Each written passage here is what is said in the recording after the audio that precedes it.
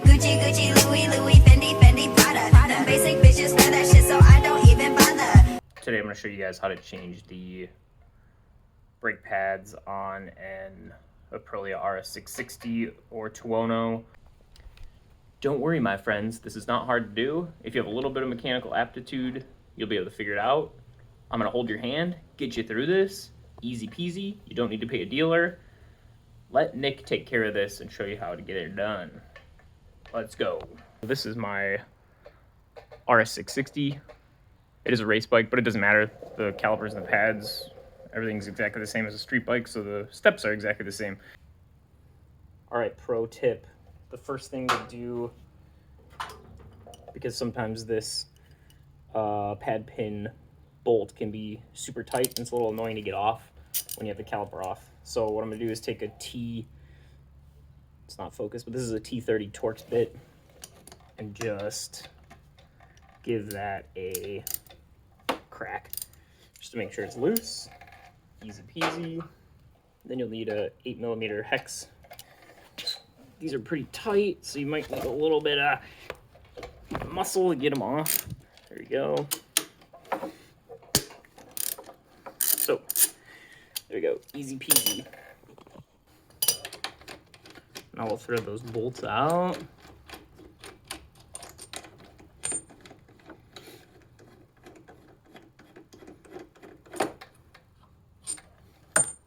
Now here's another pro tip. When you're before you take the caliper off, move it about halfway down the rotor and move it side to side, and you'll be able to feel the pads pushing the pistons back, using the rotor to push the pistons back just a tiny bit, because when we put new pads in, the pads are going to be thicker when we put the new pads in, and it's not going to fit over the rotor. So that'll help us just get it in there a little easier. Then all you're going to do is take your Torx bit again. Well, actually, first thing we're going to do is take this little pin out. This is just a safety pin in case this comes unthreaded. Pull that joker out, set it aside. Now you can pull your pad pin out. Just threads out. You can put a little bit of pressure on the pads like this, come out easier. If your pad spring bounces out, that's okay, put that aside. And then the pads, it's really easy, the pads just come out the top.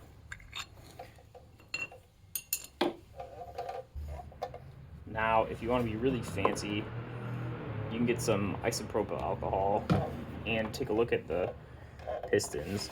So you'll be able to see if there's any gunk in there on the piston edges, or on the piston surface actually, that's going to go inside the caliper. So I just take a look at that, make sure it's nothing too gross. But if there's a little bit of stuff on there, if there's a little gunk on there, I'll just give it a spritz and then wipe that gunk off with a rag.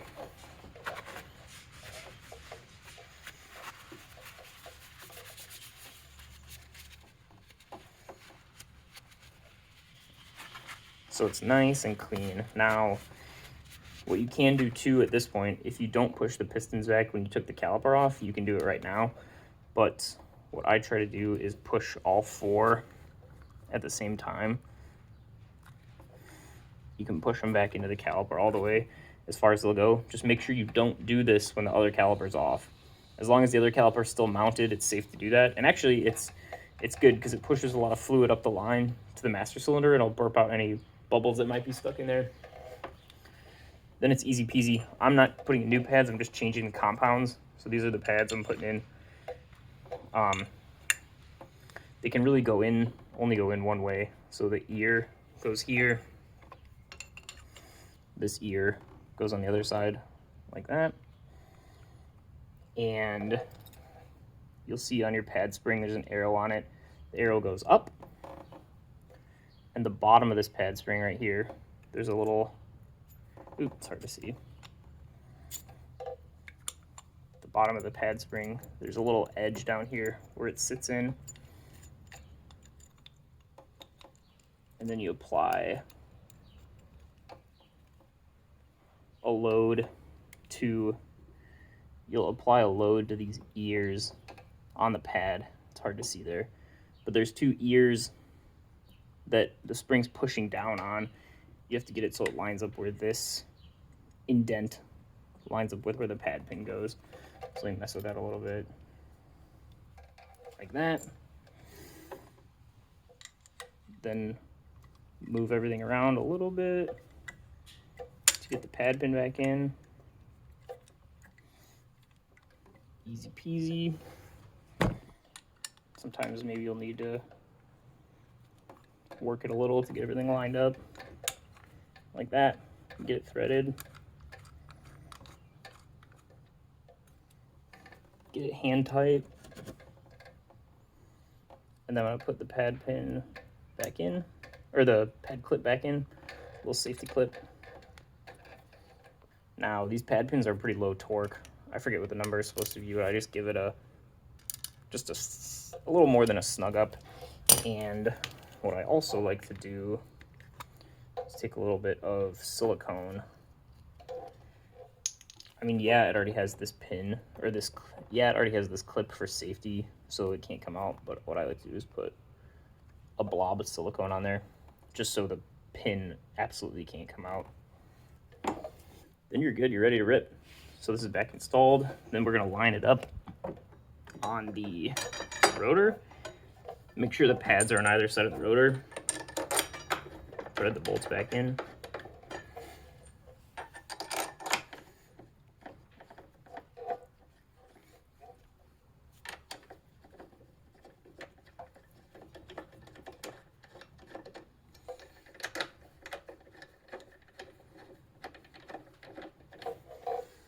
And per the Aprilia service manual, caliper bolts are 36 foot-pounds.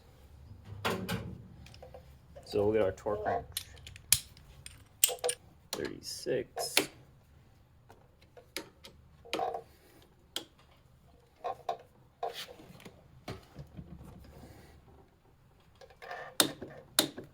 Which is tighter than you think it is, but you don't want to mess this up.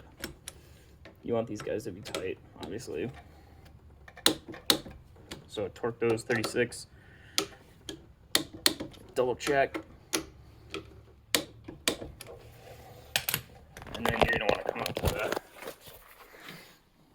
master cylinder. I would do this in between. So when you do one side, pump out the pistons, then do the other side. So we'll pump out the pistons. Make sure you have enough fluid in there. There we go. Boom, we got pressure. One side's done. The other side is exactly the same. So I hope that was easy peasy. Like Gucci, Gucci, Louis, Louis, Fendi, Fendi, Prada. Them basic bitches wear that shit, so I don't even bother. Gucci, Gucci, Louis, Louis, Fendi,